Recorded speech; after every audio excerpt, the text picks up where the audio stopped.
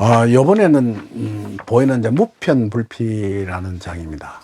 무편불피란 과연 무엇인고 하니까, 우리가 지평선을 이렇게 멀리서 보면, 이제 여러분들이 김제평야라든지 이런 데를 가서 보면 지평선이 쫙 이렇게 보입니다.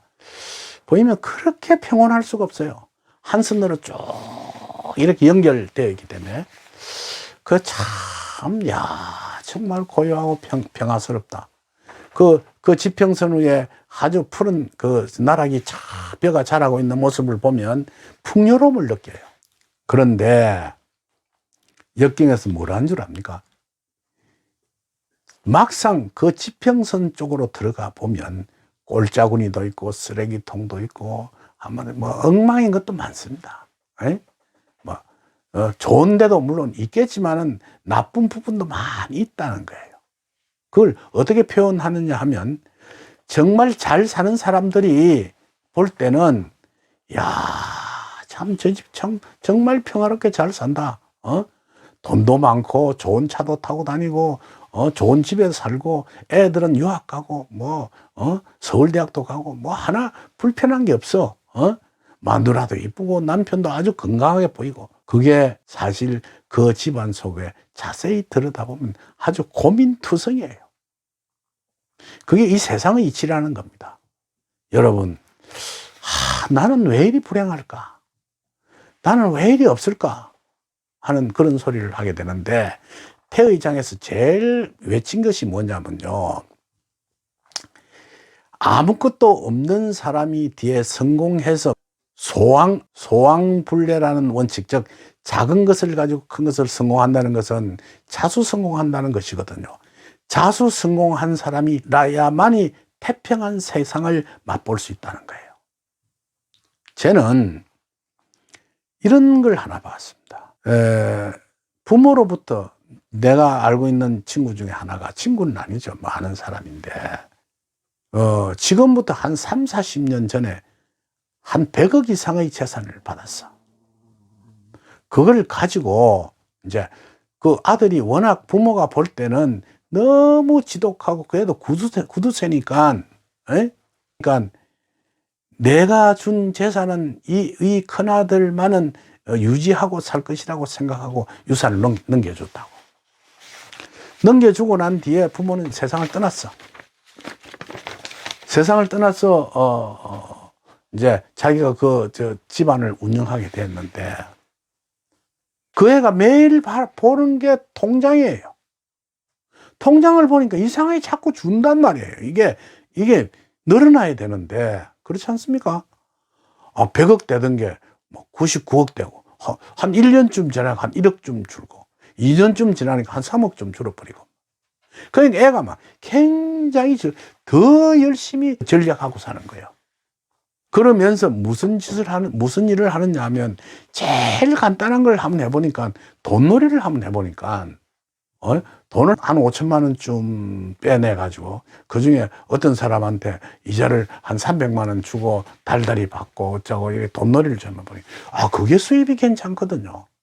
부모가 하고 있던 사업, 그거는 해봤자 별로 재미가 없으니까, 그거는 많은 동안 돈놀이를 치중을 했어. 그러다 재미를 좀 봤어. 그러니까 간이 좀 큰단 말이에요. 그래갖고 한 사람한테 큰 돈을 걸었어. 그런데 그걸 터져버린 거예요. 그러니까 이 친구가 이제 어찌 됐냐면, 그 큰 손해를 보니까 그 법원에서 이제 그 대법원까지 올라가 소송을 했는데 승소는 했는데, 민사상 승소를 하고 난 뒤에 그 친구가 가지고 있는 배가 하나 있었어. 큰 상선이.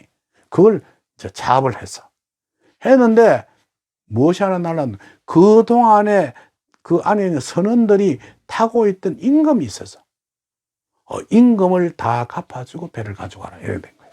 임금을 계산해 보니 배보다 배꼽이 더 큰 거예요. 배값보다도 오히려 임금이 더 비싸. 결국은 그 친구가 배를 포기해 버립니다. 포기해 버리고 돈은 떼이 버렸어. 그리고 난 후에 이제 그러니까 부모가 남겨준 통장을 바라보니까 반토막 이상 없어져 버렸거든. 이제 큰일 났다고. 그래가지고 어떤 일이 벌어졌냐면, 그때 노무현 대통령 당시입니다. 이 친구가 막 옛날에 바다 이야기라는 노름방이 있었어. 그걸 하면 돈을 엄청 번다는 소문을 듣고 자기가 가지고 있던 재산의 대부분을 투자해서 울산에다가 그걸 만듭니다. 만들어 놓고 개업을 문을 열려고 하던 찰나에 그 바다 이야기가 불법이라고 해서 국가에서 대대적인 단속을 시작했고 결국 문을 닫게 됩니다. 그리고 그 속에 있는 영업도 며칠 하지도 못했죠. 게임방에 있는 기계들은 몽땅 차 앞에 다 가져가 버립니다. 그리고 난 뒤에 얼마 안 있으니까 벌금이 나왔어요. 무슨 벌금이냐면 그 안에 쿠폰이 있었던 모양이에요. 사용하지도 않던 쿠폰 양을 가지고 쿠폰을 사용했다 해서 그 벌금을 때린 게 엄청 많았습니다.